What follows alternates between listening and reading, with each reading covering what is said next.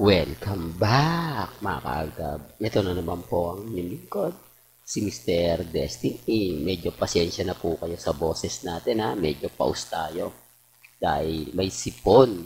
Diba? Yan, normal lang naman po yan sa mga mamis, sa mga tita, sa mga senyor. Ingat-ingat po kayo. Hindi porket palakas kayo, kumpiyansa po kayo, hindi kayo tatamaan ng mga ganitong kumbaga sakit. Pero normal lang naman po ito, mga kaagab. Di po ba sa panahon ngayon, ulan, init, di po ba? Well, punta na tayo sa ating update.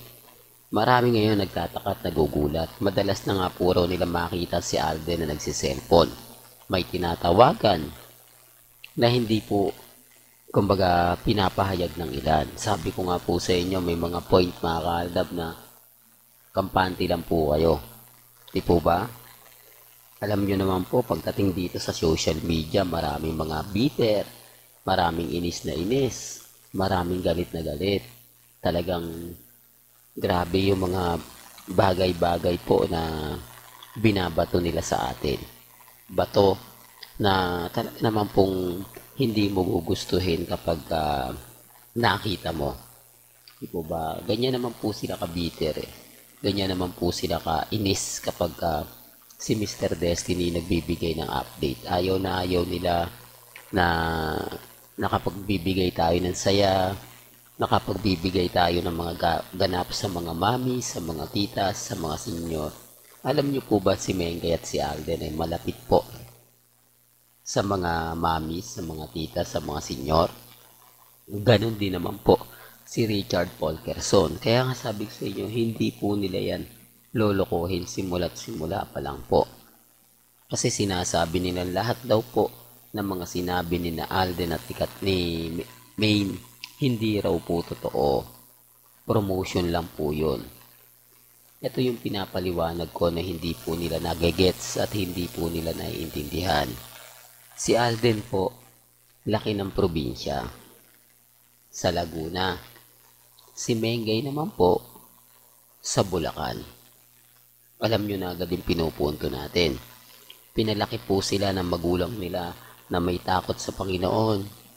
Kumbaga, may takot sa sarili. Di po ba? Kumbaga, madasalin. Di po ba? Tuwing linggo, nagsisimba. Di po ba?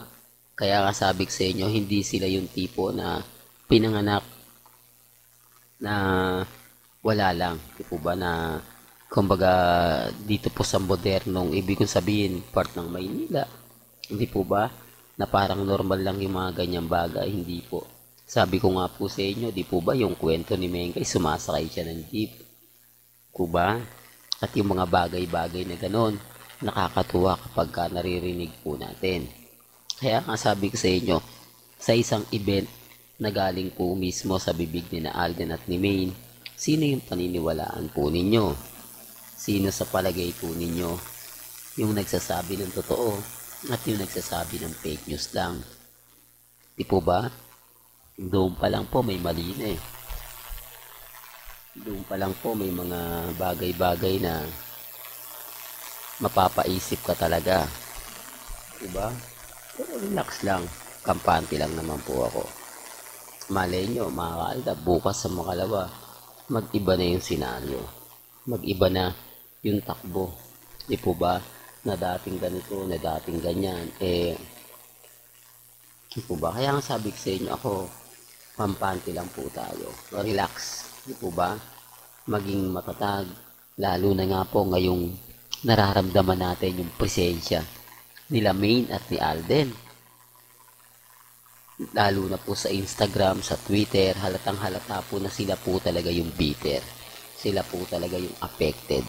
Pero bago natin ituloy, itong magandang update na to, kung bago ka lang sa channel na to, at isa kang true-blooded Aldab Nation na nagmamahal kila Mengay at Isoy, tama po ang channel na pinuntahan mo. Kaya consider na po kitang bagong subscriber at huwag mo kalimutang i-share ang mga video po natin sa mga mami, sa mga titas at sa mga senyor. Remind ko lang po at lagi ko pong sinasabi, promotion lang po ang pinunta ni Alden sa US. Hindi po katulad na kapag kasama niya ang pamilya Fulkerson. Ito yung una doon. Hindi po sila nakikitang magkasama, namamasyal, kung saan-saan sa US. Hindi po ba? Sa kanila, trabaho lang. Pag may event, o may mga public screening, may mga imbitasyon, doon lang po sila. Bukod doon, wala na. Wala pong makikitang post na private na sa kanila lang. Wala mga post na kumakain sila sa isang restaurant na silang dalawa lang. Wala mga post na kumbaga ganap na yung pampersonal lang. Kaya nga po kapag ako nagre-react, maraming bitter, maraming inis na inis at maraming galit na galit. Tama naman po yung sinasabi ko, di po ba? Pero bakit sila affected? Bakit sila naiinis? Gusto pa nga po nilang mawala yung channel natin, panay report ng ganito, ganyan. Remind ko lang po sa inyo, sa mga baguhan at dumadaan. Kung gusto po nilang i-report, dapat nung una pa. Hindi pa po lumawak itong channel natin. Hindi pa po dumami yung subscriber natin. Hindi pa po dapat dumami yung mga naniniwala po kila Mengay at kay Alden. Yan yung pinapaliwanag ko na hindi po talaga nila naiintindihan. Na hindi po talaga nila nagigets. Di po ba? Real talk mga kaaldab. Kaya nga po yung iba nagugulat na lang po kapag ako nagbibigay ng update. Talagang tinatamaan sila. Talagang sobrang gigil nila kasi ramdam mo na yung pagkainis nila, igaganti na lang nila sa comment. Yung tipong alam mong asar na sila. Yung tipong alam mong inis na inis sila. Di po ba? Tapos siyempre hindi naman sila makaporma sa atin. Kaya gaganti na lang po sila sa mga comment. Kung ano-ano po yung sasabihin nila na hindi naman po talaga nila alam ang buong istorya at buong kwento. Hindi naman po nila na kasama sila Main, si Alden ng matagal. Hindi po katulad ng Aldab. Simula po 2015 hanggang 2019, ilang years po nating kasama sila Mengay at si Alden.